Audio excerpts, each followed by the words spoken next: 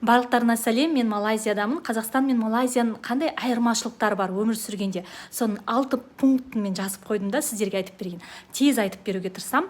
Біріншіден, бұл жерде әрбір этажда мусорды төгетін әдейі бөлмесі бар. Яғни Қазақстанда сияқты далаға шығып төкпейсің. Екіншіден, үйге кіргенде бұл жерде бірден кондиционер немесе жаңағы вентиляторды қосасың. Ал Қазақстанда біз терезені ашамыз, жаздың кезінде. Түнде жақсы ұйықтау үшін біз занавескін бәрін жабамыз, яғни қараңғы болып жату үшін. Таңертең занавескіні ашып тұрамыз. Және бұл жерде бізде үйде мысалы таңертең Қазақстанда сияқты отырып завтрак ішпейміз, бірақ Қазақстанда да жұмыс істейтін адамдар ішпейді, бірақ бәрібір де үйде ішіп кетеді шай мен нанды, ал мында завтрак ішпейді. Содан кейін далада торговый центрлерде, мысалы туалеттерде ыстық су болмайды. Қолыңды жуасың жылы сумен. Яғни салқын су емес, жылы сумен. Және бұл жерде бүкіл жерде транспортта, үйде, зданиялардың бәрі сап-салқын болады.